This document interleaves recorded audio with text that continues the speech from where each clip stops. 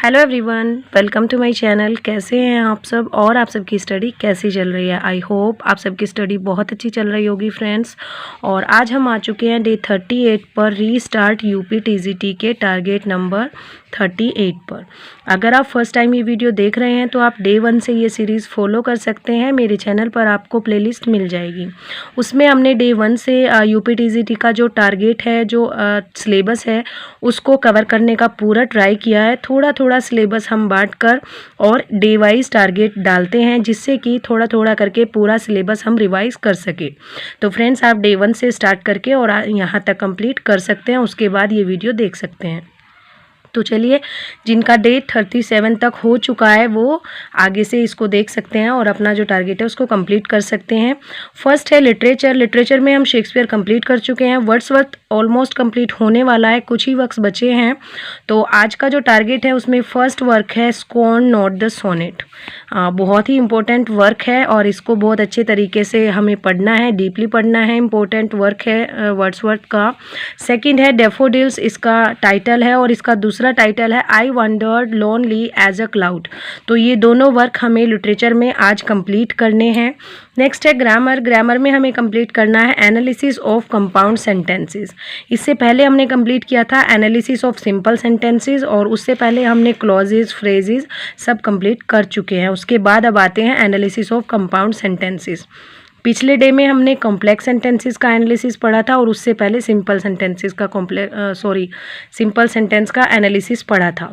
और ये टॉपिक्स मैं आप लोगों को रेन एंड मार्टिन से देती हूँ फ्रेंड्स। अगर आप लोग बोलेंगे कि कहाँ से ये टारगेट्स जो हैं कंप्लीट हो रहे हैं, तो ये जो टारगेट्स हैं, ये पॉइंट्स हैं, मैं रेन एंड मार्टिन से आप लोगों को दे रही हूँ, तो आप वहाँ से इनको कंप्लीट कर सकते हैं।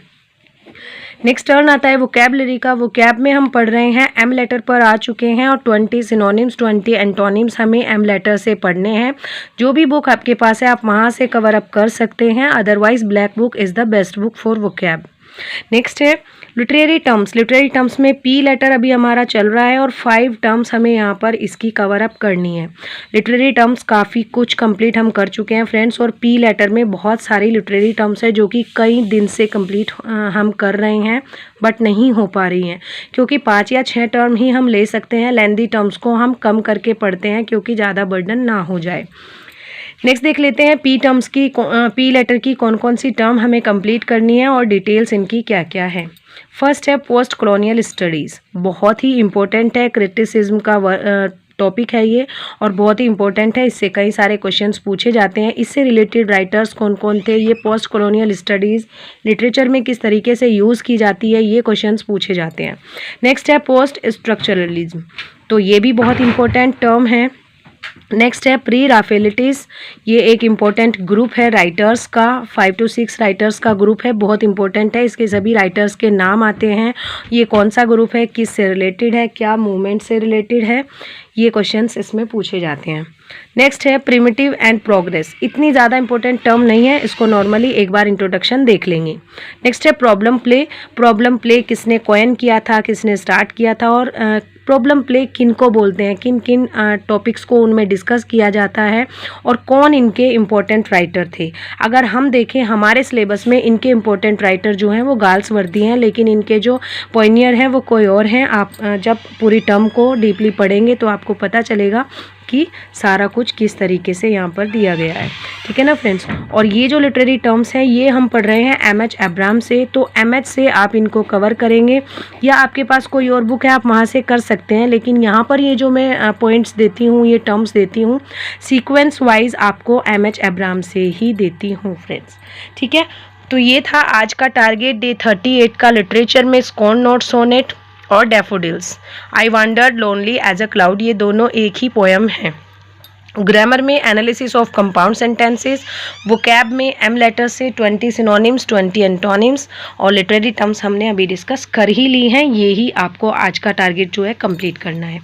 अब आ जाते हैं टीजीटी एग्ज़ाम की अपडेट के बारे में, कि टीजीटी एग्ज़ाम कब होने वाला है। फ्रेंड्स, अभी कुछ दिन पहले टीजीटी एग्ज़ाम के बारे में आया था कि जनवरी में इसकी तैयारी कराई जा रही है। ठीक है। तो जनवरी में तैयारी कराई जा रही है, लेकिन उन्होंने बोला था कि परीक्षा केंद्र ना होने की वजह से जो बोर्ड के एग्ज़ाम्स हैं उनके बाद बोर्ड के एग्ज़ाम्स आपके कब होते हैं आप सबको पता है, फ़ेब मार्च में जो है एग्ज़ाम्स होते हैं। मोस्टली फ़ेब में कंप्लीट हो जाते हैं और थोड़े थोड़े हो सकता है मार्च के हाफ में चले जाएं। तो हमें क्या करना है, हमें ये सोचना है अब अगर बोर्ड एग्ज़ाम के बाद हमारा पेपर जा रहा है तो हमारा जो पेपर है वो मार्च में जाएगा। ठीक है, 100% चांसेस हैं कि 99% चांसेस हैं कि मार्च में जाए और 1% चांसेस हैं कि मार्च के भी बाद ये जो एग्ज़ाम है वो जा सकता है। तो मोस्टली हम आप मान के चल सकते हैं कि हमारा जो एग्ज़ाम है मार्च अप्रैल में होगा। और अभी आप देखिए कि हमारे पास कितना टाइम है और किस तरीके से हम अपना जो सिलेबस है टीजीटी का उसको मैनेज कर सकते हैं। कितना टाइम अभी हमारे पास है, अभी 15 अक्टूबर चल रहा है, तो आधा अक्टूबर हमारे पास है। ठीक है, आधा अक्टूबर, नवंबर, दिसंबर, जनवरी, फरवरी और मार्च, तो 5 मंथ्स कंप्लीट और हाफ, तो 5.5 मंथ्स हमारे पास हैं। आप इस हाफ मंथ को भी ऐड नहीं भी करेंगे क्योंकि अभी फेस्टिवल का सीज़न है तो इतनी ज़्यादा स्टडी नहीं कर पाएंगे। सभी के साथ ये प्रॉब्लम्स रहती है और मोस्टली लेडीज़ हाउसवाइफ के साथ ये प्रॉब्लम रहती है कि वो फेस्टिवल टाइम में स्टडी नहीं कर पाती है। मैं भी उन्हीं में से एक हूँ। तो नॉर्मली अगर हम मान के चले तो हमारे पास 5 मंथ्स हैं, पूरे 5 मंथ्स हैं हमारे पास। तो अभी भी अगर आप सीरियस नहीं हुए हैं, अभी भी अगर आपने स्टडी स्टार्ट नहीं की है तो आप अपनी जो स्टडी है वो सीक्वेंस से स्टार्ट कर सकते हैं, टॉपिक वाइज स्टार्ट कर सकते हैं, एक अच्छी सी स्ट्रेटजी बना सकते हैं, अपने सिलेबस को बांट सकते हैं, छोटे छोटे पार्ट्स में डिवाइड कीजिए। और एक चीज़, सोर्सेज ज़्यादा इकट्ठा मत कीजिए। ये चीज़ मैं हमेशा से बोलती हूँ कि आप 10 बुक को एक एक बार पढ़ें, उससे अच्छा है एक बुक को 10 बार पढ़ लीजिए। उससे क्या होगा, पूरा रिवीजन हो जाएगा, हर बार आपको एक नई चीज़ देखने को मिलेगी, आपके जो टॉपिक्स हैं वो बहुत अच्छे तरीके से कवर अप हो जाएंगे। तो सोर्सेज जो हैं वो लिमिटेड रखिए। ठीक है, अगर आप किसी भी यूट्यूब चैनल को फॉलो कर रहे हैं तो उनमें 1 या 2 बस, इससे ज़्यादा नहीं। ये नहीं है कि आप टॉपिक सर्च कर रहे हो, आज इस चैनल को देख लिया, कल दूसरे चैनल को देख लिया, परसों तीसरे चैनल को देख लिया, तो ऐसे नहीं चलेगा। ऐसे मत कीजिए, उससे आप ही थोड़ा कंफ्यूज हो जाएंगे क्योंकि सबके माइंड अलग अलग होते हैं, सबके पास बुक्स अलग अलग होती हैं जो काम करते हैं, जो लिटरेचर के बारे में भी पढ़ाते हैं या जिस भी चीज़ के। तो सबके जो चैनल्स हैं वो उस पर आपको अलग अलग इन्फॉर्मेशन मिलेगी और आप क्या हो जाएंगे, कन्फ्यूज़ हो जाएंगे कि इस चैनल ने बताया था ये वर्क तब पब्लिश हुआ था, दूसरे चैनल ने बताया ये वर्क तब पब्लिश हुआ था। तो आप कंफ्यूज हो जाएंगे कि आपके पास बुक में है वो अलग है, यूट्यूब पर अलग है और आपने कहीं और से पढ़ा वो अलग है।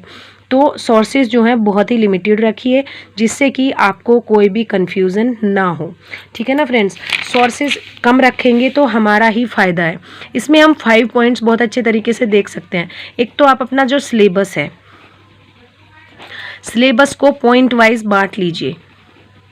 पॉइंट्स, सिलेबस को पॉइंट्स में बांट लीजिए क्योंकि आप अगर इतनी बड़ी एक चीज़ को एक बार में उठाने की कोशिश करेंगे तो नहीं उठा पाएंगे, लेकिन उसी चीज़ को अगर आप बीच में से तोड़ देंगे तो आप देख सकते हैं इसके हिस्से बन गए हैं। इतने इतने हिस्से हम इजीली उठा सकते हैं, तो इतने इतने हिस्से हम आसानी से उठा सकेंगे और वही चीज़ है कि हम इतने इतने हिस्से को आसानी से पढ़ पाएंगे और कवर अप हमारा जो सिलेबस है वो हो जाएगा। सेकंड है, आपके पास जो बुक्स होनी चाहिए वो लिमिटेड होनी चाहिए। आपके पास एक सब्जेक्ट के लिए एक ही बुक होनी चाहिए, मोस्टली 2, इससे ज़्यादा बिल्कुल भी नहीं। 2 बुक या फिर 1 बुक और 1 सोर्स आप इंटरनेट ले सकते हैं जहाँ से आप यूट्यूब से किसी भी चैनल को फॉलो कर सकते हैं। क्योंकि बुक्स अगर आप ज़्यादा रखेंगे, 4 से 5 बुक रखेंगे तो आप उनको कंप्लीट ही नहीं कर पाएंगे, और जब कंप्लीट ही नहीं कर पाएंगे तो सारी नॉलेज आप लोगों को नहीं मिल पाएगी। हम लोग क्या करते हैं, हमें कहीं से भी किसी लिटरेचर की PDF मिलती है तो हम उनको इकट्ठा करना स्टार्ट कर देते हैं और हमारे पास एक ही सब्जेक्ट की बहुत सारी PDF इकट्ठा होती चली जाती है। लेकिन क्या आपने देखा है कभी हम उनको खोल के पढ़ते भी हैं?